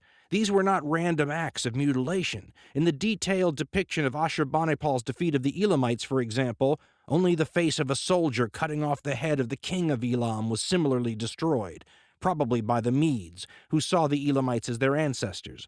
Likewise, the records of loyalty oaths that King Esarhaddon had forced Medean bodyguards to swear, and which had been stored at Calhu, were smashed. The palaces were burnt down only after the lengthy task of defacing images and destroying symbols of submission to Assyria had been completed. End quote. If you go to the British Museum today and look at the Assyrian reliefs, you can see, the defacing done by some angry, vengeful, and probably rightfully so, soldier as they took down Assyria piece by piece, but stunningly quickly by historical standards. And while there may be no Herodotus to give color to this story, there is one of the most, I guess for military history fans, one of the most colorful sections of the Old Testament of the Bible that deals with the fall of Assyria. And I'm sure Assyrian descendants and people who are big Assyrian fans think this is very unfair sort of propaganda. Again, it's just their bad luck to get bad PR sometimes in the Bible. And the biblical prophet Nahum was prophesizing supposedly that you're going to get it. And then once they did get it, he was sort of saying, see, this is what you get. Now, what's kind of interesting about Nahum, unlike some of these other prophets, there's a decent chance he was a contemporary. A lot of this stuff was put together in the Hellenistic period later, from earlier stories or all kinds of things dealing with that era. But some of this goes back, and it's tough to know, and historians argue, but it's possible that this prophet Nahum guy was maybe even a predecessor to some of these events. So who knows? I won't get into something like that. I just found it interesting because when he recounts what happens, first of all, he gives you the color and tells you a little bit about the story in a religious sort of framework. It still doesn't sound like Herodotus. There's a religious tone to it, but at the same time, it's very colorful. So he describes, for example, what the battle is like after prophesizing that you're going to get it for a long time. And he says, quote, "He that shatters in pieces has come up against thee. Guard the wall, guard the way, gird thy loins, make thy strength the utmost. The shield of his heroes is red, his warriors are clad in scarlet. They prepare the chariots today, the chariot horses are eager. The chariots rage in the field. They rush to and fro in the plazas. Their appearance is like that of torches. They dart about like lightnings. He reads out the list of his nobles. In their eagerness they stumble. They hasten to reach the walls. The battering ram is made ready." End quote. Then Nahum describes the unleashing of the rivers. I guess the dams were broken or rerouted, or they reroute the course of the rivers or what have you to help undermine the walls. That's not that unusual a tactic, but with a big city like this, not a small engineering feat. And the prophet Nahum says, quote, "The river sluices are opened. The palace walls are crumbling. The queen is stripped of her clothing. They are leading her away captive. Her handmaidens moan like doves. Upon their breasts they are beating. Nineveh was a tank of water. From it they are now escaping. Stand, stand, they cry. Not one of them looks backward." And then he basically tells everybody to take back the stuff that Assyria took from them and that they're housing in this immensely wealthy city. He says, quote, "Take ye the spoil of silver, take ye the spoil of gold. There is no end to the store, an abundance of all goodly objects. She is empty and void and waste. Hearts melt, knees shake. There is pain in all loins, and pale have waxed all the faces."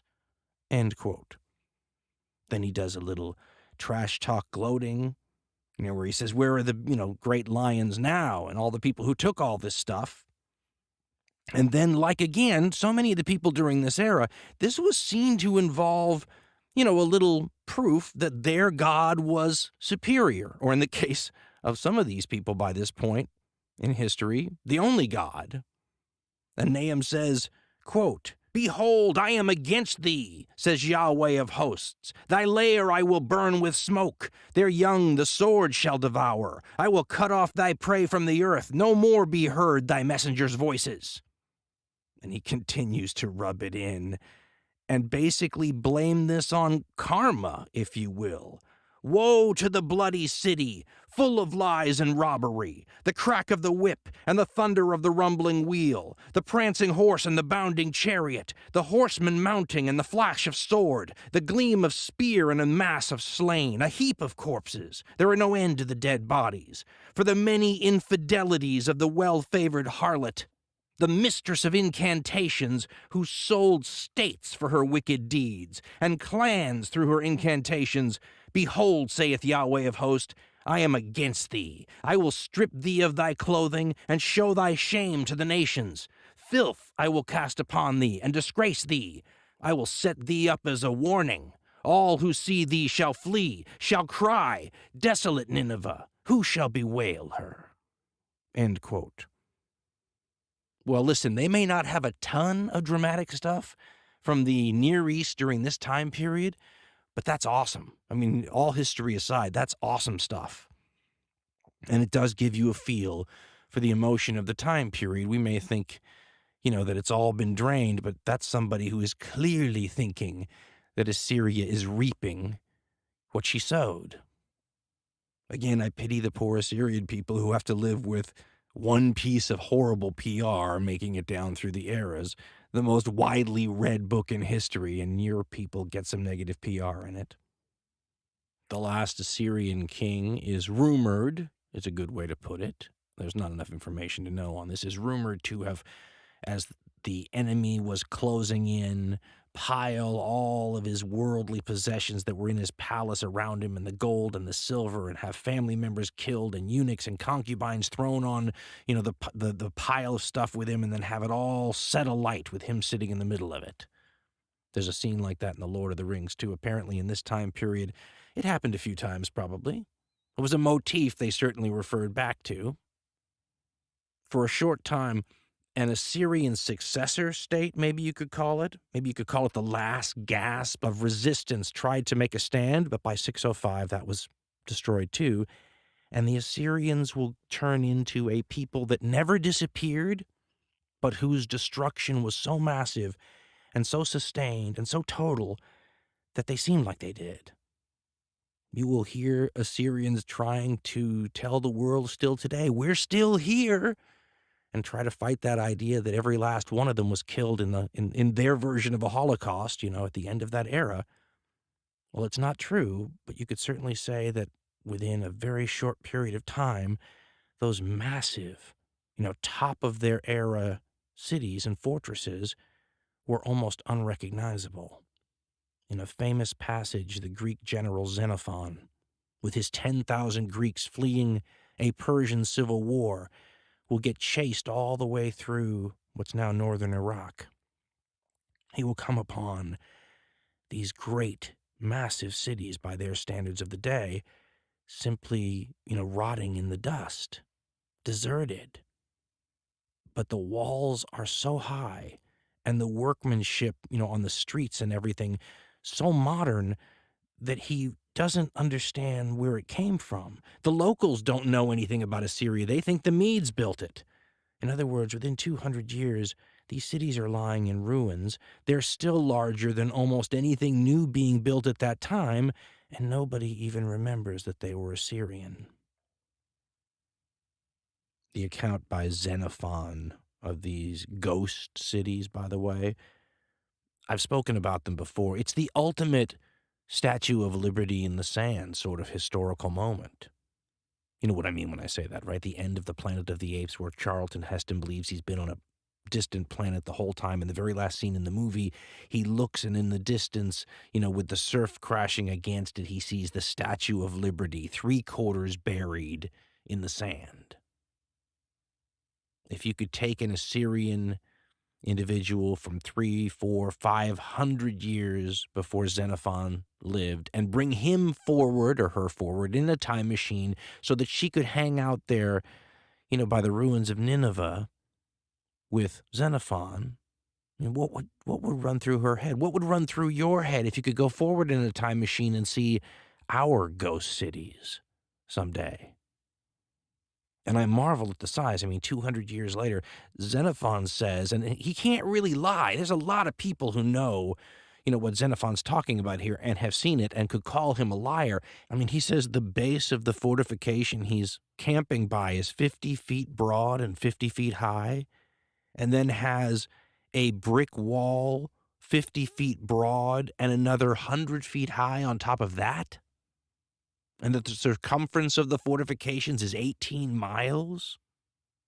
He says there are some people sort of, little like refugees and small villages and, semi-nomadic groups of people camping by. But that city used to have hundreds of thousands, maybe 1 million people living there.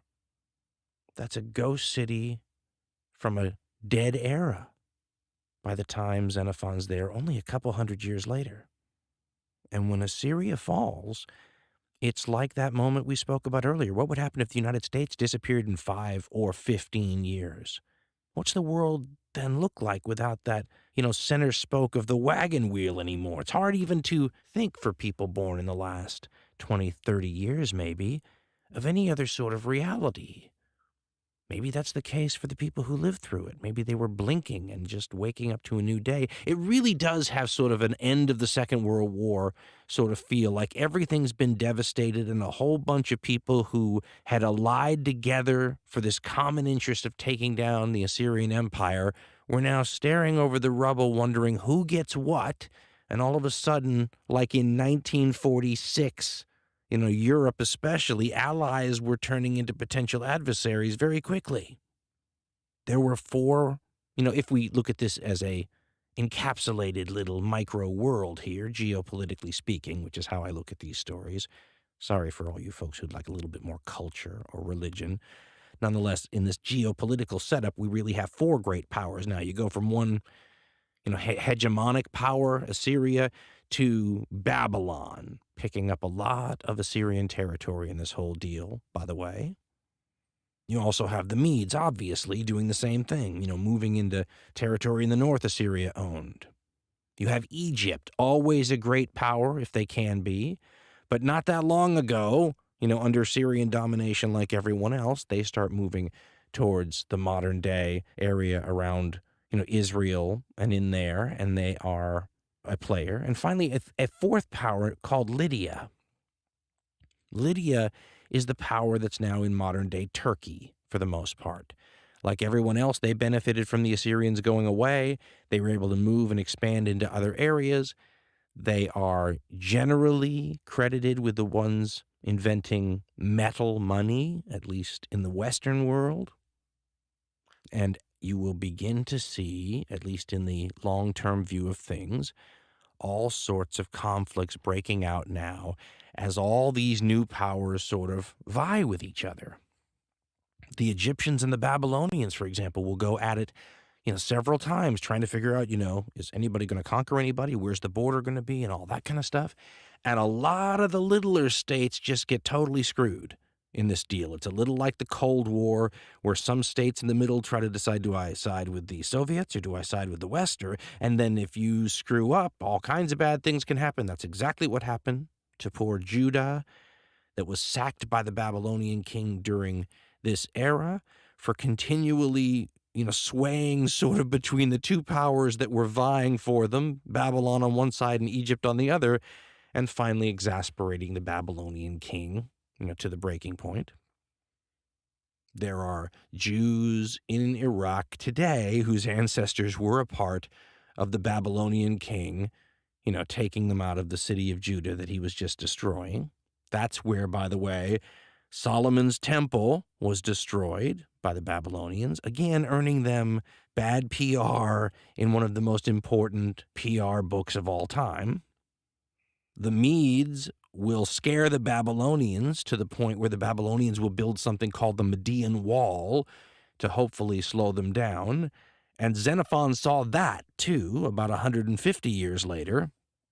It was a wall that supposedly ran across the narrowest part of the division between the Tigris and Euphrates River. So you'd have the river on two sides and then this wall in the middle. And Xenophon says that 200 years later, it was, quote, made of burnt bricks laid in bitumen. It was 20 feet thick, 100 feet high, and said to be 60 miles long. It is quite close to Babylon, end quote. Again, if he's lying about that, there's a lot of people who would know that he was. He'd have a reputation for that would follow him unto our own time now. The Medes will famously go to war with the Lydians. And this is when some of Herodotus has a little bit of a horror story, an Alfred Hitchcocky side to him sometimes, or maybe just the people he talks to happen to. Because during this little period, which will really only last like 40, 45 years between the fall of the Assyrians and the rise of the Persians, there's going to be incidents that are eerily similar, and you start to wonder whether the guy telling you about them or the people existing in this era have a certain weakness for that sort of incident. In this case, Herodotus says this is how the war with the Medes and the Lydians started. There were some Scythians who were hunters for the Medean king, that guy, Cyaxares, right? And normally they'd bring back food, but one time they show up, Herodotus says, empty-handed in front of Cyaxares, who supposedly, Herodotus says, has this awful temper, freaks out and starts abusing, including some physical abuse. One must imagine him kicking maybe these Scythian archers. Now, the Scythians were never known to have particularly non-excitable temperaments, shall we put it that way? Is that fair? And Herodotus says that they went and in their anger killed one of the boys, probably from the royal court, that the Medean king had sent to learn archery from these same Scythians. Wow, they're great archers. Let's send some of the royal boys out there and they can learn how to shoot bows like an ancient Eurasian steppe archer. And they killed one of these boys, Herodotus says, and cut him up like the game that they normally give to the Medean king. Showed up, gave him the food, watched him eat it. Ha, ha, ha. It's like putting urine in someone's beer before you give it to them. The king finds out, goes after them. They run to Lydia. And then the Medean king says, I want those Scythians who cut up that boy and made me eat him. And Herodotus says that the king of Lydia said, no, can't have him. Boom, war. Now, we'll run into Herodotus telling a similar story with an even greater psychological twist very soon after this. Nonetheless, this war with the Medes and the Lydians will go on for like 5 years, Herodotus says, and will end with, we have a fact here. We can play with something that's real. We don't have to say he says, she says, this historian claims, we've heard from Herodotus. There is a solar eclipse that happens on May 28th, 585 BCE.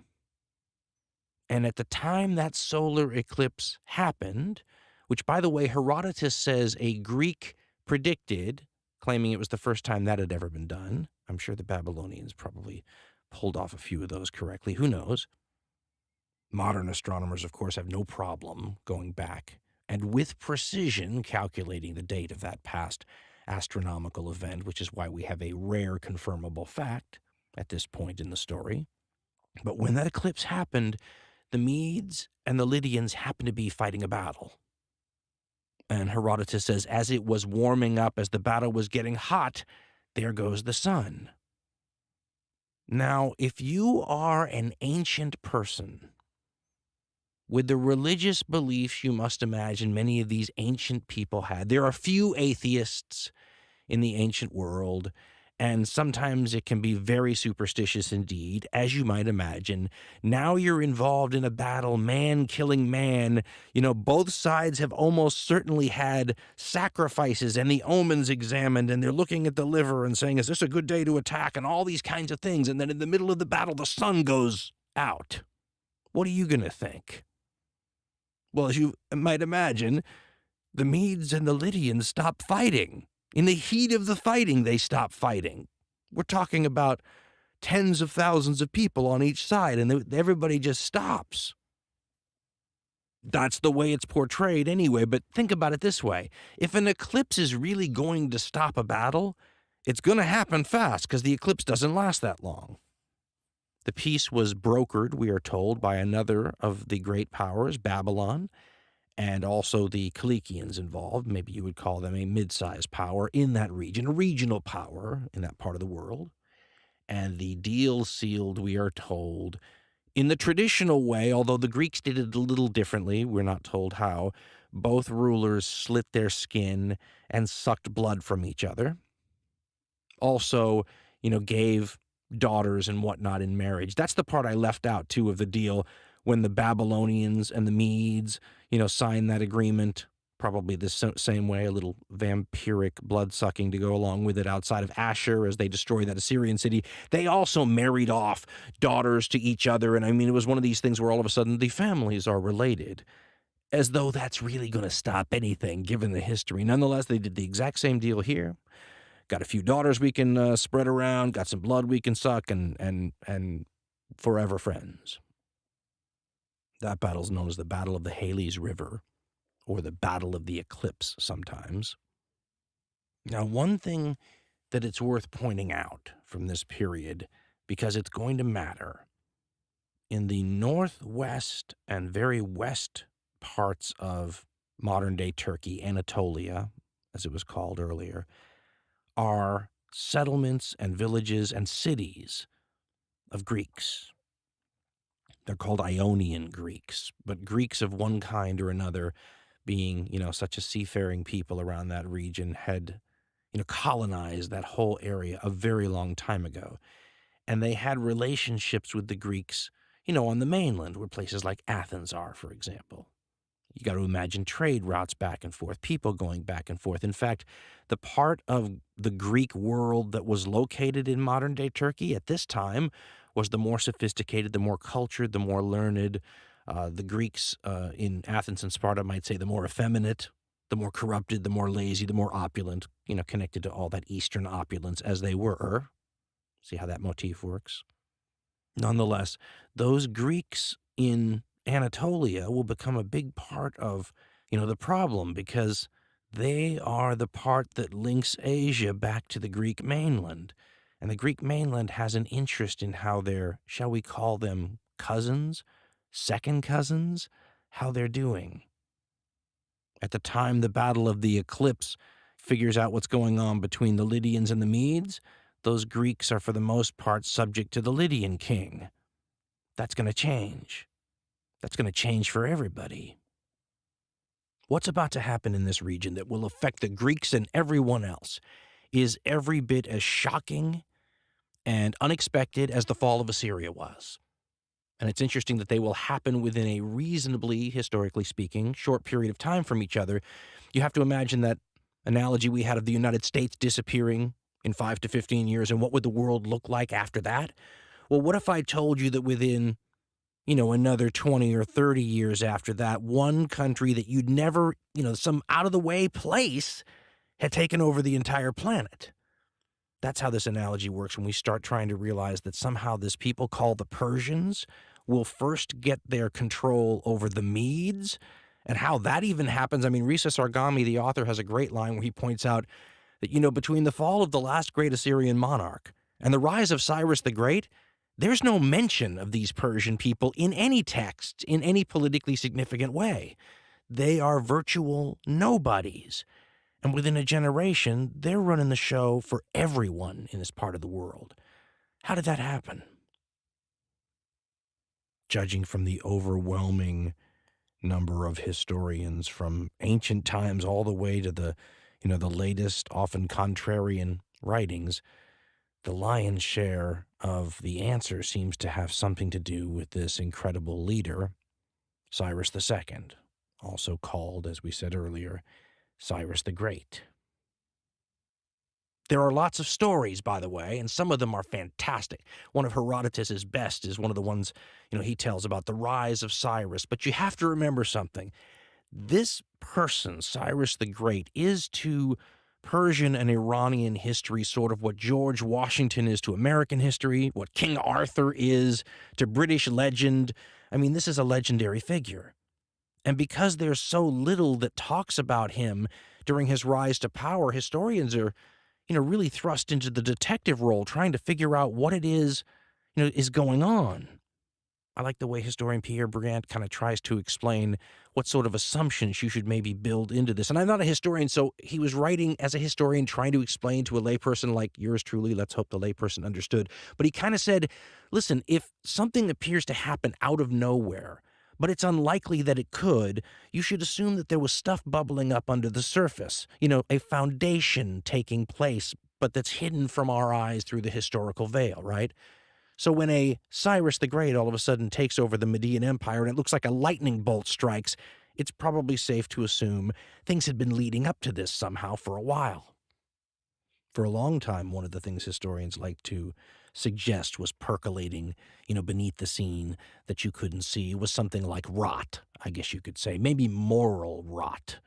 This is something that is part of earlier histories, and because it's impossible to quantify, I mean, we could even ask these questions today. Is there any truth to the idea, and we have, by the way, that the older generations in tougher times are tougher than we are today?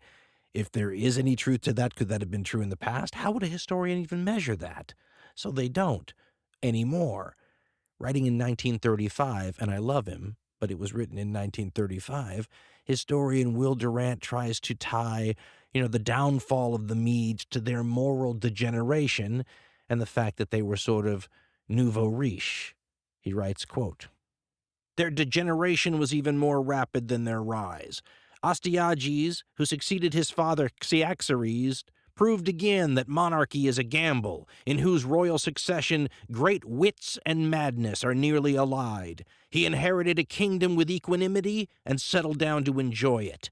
Under his example, the nation forgot its stern morals and stoic ways. Wealth had come too suddenly to be wisely used.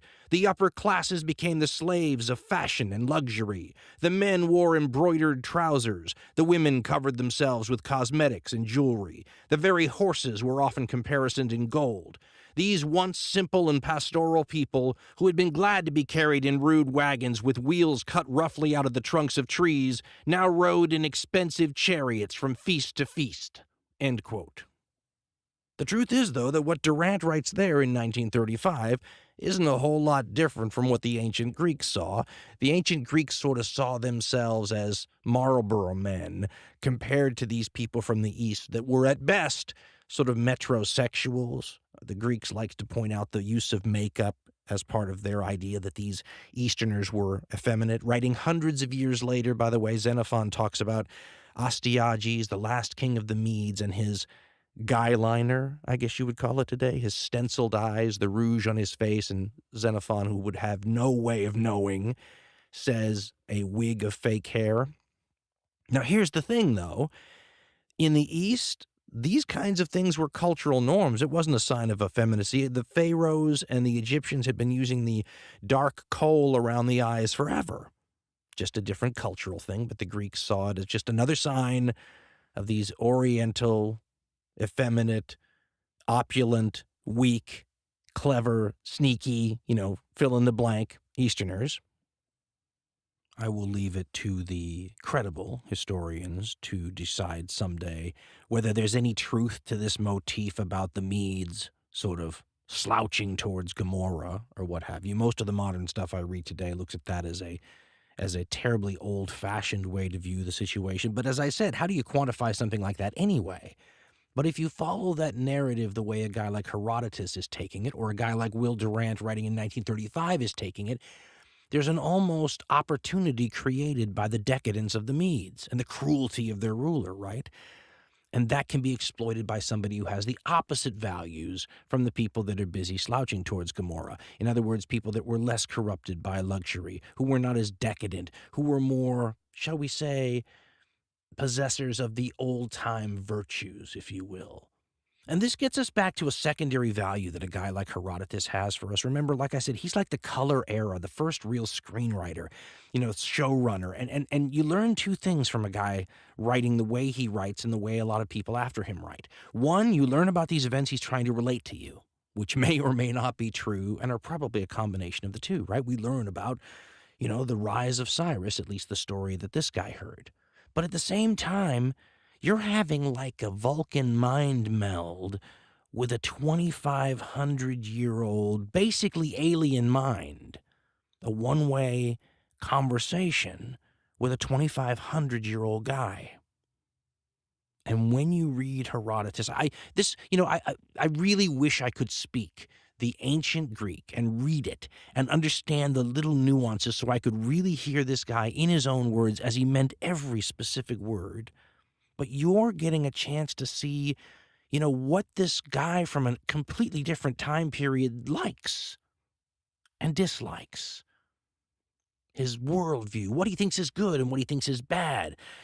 His views sort of on the supernatural and the gods, his biases and his prejudices. You're learning about he and his world when you read his stuff. It's part of why you have to filter it so carefully, because just like all of us, his world pollutes his worldview so that, we don't get as non-biased a view now as we might want. But what Herodotus does in this story is kind of say that because Astyages was the way he was, a Cyrus arises on the scene. Modern-day historians can't